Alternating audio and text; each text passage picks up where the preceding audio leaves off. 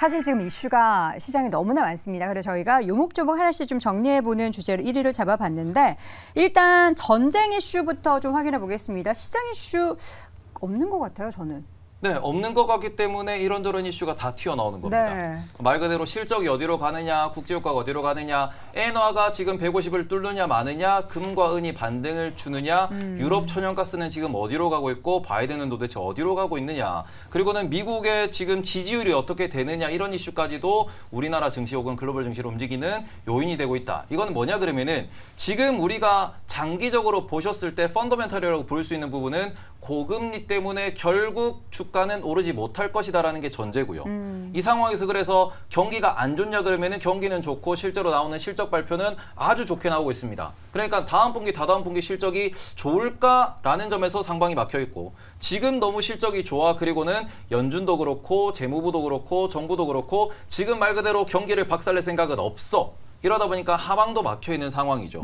그런 상황에서 채권도 어찌 보면 20년물, 30년물에서 바닥을 잡았다는 얘기가 나오고 있으니 채권 시장도 그냥 그들만의 리그가 돼버렸고 그런 전쟁 이슈 같은 경우에도 이미 토요일부터 시가전이 시작될 수 있다는 경고가 나왔으나 하루, 이틀, 3일이 지나감에 따라서 이 부분도 조금씩 식어가고 있는 모양새를 보이고 있습니다. 그러다 보니까 시장에서는 실적에 주목하자. 다음 분기, 다다음 분기 경기 침체 올 텐데 이런 얘기가 나오는 거고요. 금리 인하 주목하자.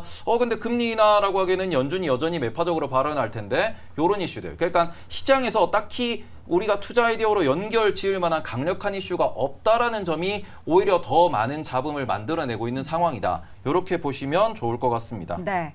자, 그렇다면 이어서 국제 유가도 한번 살짝 짚어보도록 할 텐데 유가의 움직임도 막 올랐다가 또 크게 떨어지거나 그러는 것 같지도 않고 이것도 영향이 있다고 봐야 되는 거예요? 금요일 날 일단 미국 증시를 딱 보시면은 유가가 오른 만큼 그 유가가 오르는 속도만큼 나스닥이 떨어졌고요. 네. 유가가 횡보세를 보이는 오후에는 오히려 나스닥도 횡보세를 보였습니다. 지금은 알고리즘 매매가 너무 강화된 시대이기 때문에 뭔가 특정적으로 얘가 움직이면 다른 모든 것들이 움직여라고 하는 그 키포인트가 증시를 움직이는 시장이 반복되고 있다는 점에서 오히려 반대로 어젯밤을 보시면 유가는 오히려 살짝 떨어지는 모습을 보였습니다. 그러다 보니까 달러도 같이 떨어지고 금도 같이 떨어지고 증시가 반등을 줬다. 그러니까 지금 시장에서는 알고리즘의 핵심 포인트가 무엇이냐를 보셔야 되고 이 부분이 실적으로 넘어가야지만 증시가 조금 더 올라갈 수 있다는 점. 그래서 지금은 재미없는 시장이 박스권 시장이 반복될 수밖에 없다는 것을 기억을 좀 하셨으면 좋겠습니다. 네. 자, 이어서는 우리가 워낙에 또 미국 시장의 영향을 바로 밑으로 받다 보니까 미국 기업들의 실적 발표 내용도 잘 지켜봐야 됩니다. 특히나 이번 주에는 테슬라, 넷플릭스 등의 실적 발표가 예정돼 있는데 시장 전망 좀 어떻게 나타나고 있을까요? 아무래도 테이버 구수가 얘기했듯이 요즘 변동성이 좀 심해지고 있는데요. 네. 그만큼 또 다시 나오는 얘기가 믿을 건 빅테크다 이런 얘기가 좀 나오고 있습니다. 그래서 이번 주는 전기차 1위 기업 테슬라랑 또 온라인 스트리밍 서비스 업체 넷플릭스가 이제 분기 실적 발표가 있는데요. 네. 아무래도 뭐 3분기에 두 업체의 실적 기대감이 이미 많이 낮아진 상태라서 조금이라도 좀 긍정적인 수치가 나오면 실적 발표 호재로 작용할 것으로 좀 보입니다. 테슬라 같은 경우는 이번에 중국 경기가 많이 위축되면서 3분기 들어서 좀 이익이 늘었냐 여기가 좀 관심사인데요. 테슬라 지난달 중국 시장 판매량이 한 74,073대인데 이게 전년 동기 대비 10% 정도 좀 감소했습니다. 수익성도 좀 약화됐는데요. 3분기 주당 순이익이 0.73달러로 좀 보고 있는데 이는 2분기 0.91달러 대비 적은 수준입니다. 또 연간 EPS 전망치도 3.28달러로 좀 지난해 말 대비 40% 이상 하락 전망 중입니다. 이런 상황에서 좀 이번 실적 발표 때 좀 주의를 기울여야 하는 것이 바로 이 광고 확장 여부인데요. 일론 머스크 테슬라 CEO가 광고 확장 가능성을 얘기하면서 주가가 올해 한 5월쯤에 한번 치솟은 바가 있습니다. 이게 무슨 말이냐면 테슬라가 최근 가격 인하를 하고 있는데요. 가격을 인하하는 것보다 그 돈으로 광고를 하는 게 더 낫다라는 주장이 좀 나오고 있는데요. 이제 모델 Y 같은 경우 한 대당 55,000달러에서 지금 48,000달러로 할인한다고 하고 있는데요. 이만큼 할인한다고 시장에서는 매출이 더 오르질 않는다. 결국 가격을 인하하는 그 가격만큼 광고를 하는 것이 더 낫다는 얘기입니다. 네. 그러니까 이 얘기가 결국엔 이제 가격을 낮추는 것보다 이제 내연기관 소유주들이 전기차로 전환하도록 교육하는 게 장기적으로는 또 낫다는 얘기인데요. 좀 그런 수치가 어떻게 나올 것인지 또 일론 머스크가 어떤 발언을 하는지 좀 지켜봐야 될 것 같고요. 넷플릭스 같은 경우도 이제 간단히 보면은 넷플릭스는 이제 무광고 요금제 구독료를 올릴 것인가 좀 관건인데 올해 1월에 광고 수익을 얻고 신규 가입자를 늘리겠다는 취지로 광고를 보는 반값 요금제를 좀 출시를 했는데요. 생각보다 이게 기대에 미치지 못했다는 얘기가 있습니다. 그래서 넷플릭스가 이제 미국이나 이제 할리우드 배우 노동조합 파업 이후에 미국이나 캐나다 등의 가격 인상을 좀 검토하고 있는데요. 이게 결국엔 광고형 요금제 확대를 위한 것입니다. 네. 이제 광고형 요금제가 수익성이 좀 좋기 때문에 광고 없이 콘텐츠를 볼 수 있는 요금제 가격을 올려서 이제 광고형 요금제로 유도를 하려는 것으로 보입니다. 근데 이제 문제는 또 가입자가 이만큼 또 광고비가 없어서 좀 요금을 올릴 만큼 또 가입자는 좀 부정적인 영향을 미칠 우려가 있기 때문에 네. 이 부분을 좀 보시면 될 것 같습니다. 네, 기업들의 실적 발표 지켜보는 가운데 이제 미국 금융주 실적 일단 대형주 쪽은 괜찮았고요. 오늘 밤사이는 이제 중소형주 은행주들의 실적이 발표될 예정입니다. 워낙에 이제 상반기에 안 좋았던 중소은행들의 이야기가 있었기 때문에 이번 실적 발표가 굉장히 중요한데 어떻게 좀 이야기가 나올까요? 네, 개별 기업들의 실적도 물론 중요하겠지만 더 중요한 것은 크레딧 지표의 움직임이다라고 볼 수 있습니다. 네. 최근 들어서 미국 기업들의 크레딧 지표가 대거 좀 안 좋아지는 모습들이 나타나고 있죠. 소위 이제 미국형 준비 기업들이 서서히 나타나기 시작하면서 여기도 이제 금리가 뭐 9%.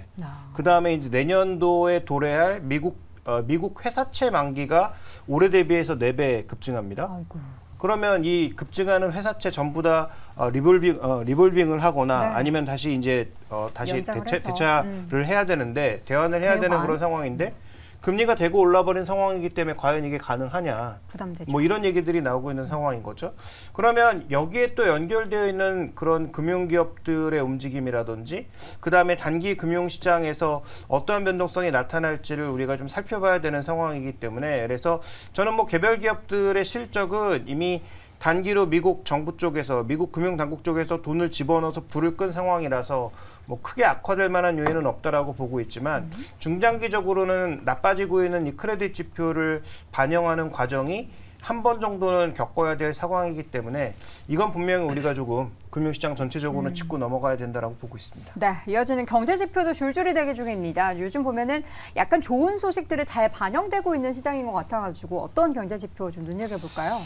일단은 뭐 이제 굿뉴스가 굿뉴스로 아직은 저는 잘 반영이 안 되고 있다고 생각을 하고 있거든요. 그래요? 네, 아직은. 너무 또 긍정적으로 제가 보고 있었군요. 네. 네. 그래서 이제 그 시장이 오는지는 한번 체크를 해보실 필요가 있을 것 같고 지금 월말까지 너무 많은 지표들과 연준 의장들의 발언들이 좀 남아 있거든요. 그래서 네. 이제 화요일에는 이제 그 기업 재고와 이제 소매 판매, 9월달 소매 판매에 대한 부분을 체크해 보실 필요가 있고요.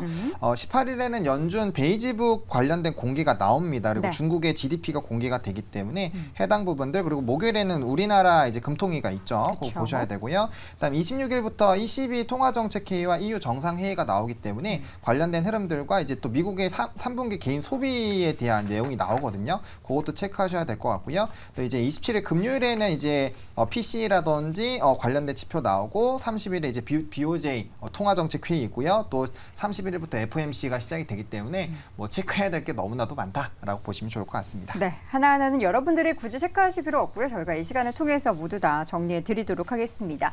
지금 시장은 뭐 어닝 시즌에 대한 기대감도 있기는 하지만 여전히 여러 가지 이슈가 잔존했기 때문에 변동성에 있어서는 우리가 늘 또 염두에 두고 전략을 짜 보셔야 될 것 같은데요. 이어지는 고수의 한 주 전략으로 다시 한번 정리해 드리겠습니다. 김종효 고수는 리턴 투 베이직이라고 또 짤막하게 글을 남겨주셨고요. 김민기 고수는 빅테크는 오히려 떨어졌을 때가 기회다, 밸류는 높다라고 의견을 주셨습니다. 하창원 고수 때론 관망이 더 좋은 선택일 때도 있다. 그리고 테이버 고수는 국제유가, 천연가스, 채권, 금, 은, 비트코인, 엔화 어지러울 때는 멀리 보자라고 의견을 남겼습니다. 자, 이렇게 해서 오늘 탑5 5가지 주제 모두 확인해봤고요. 이제 시청자 고수분들은 무엇을 또 이야기해 주셨을까요? 세미의 댓글타임 박세미 아나운서 확인해 보시죠.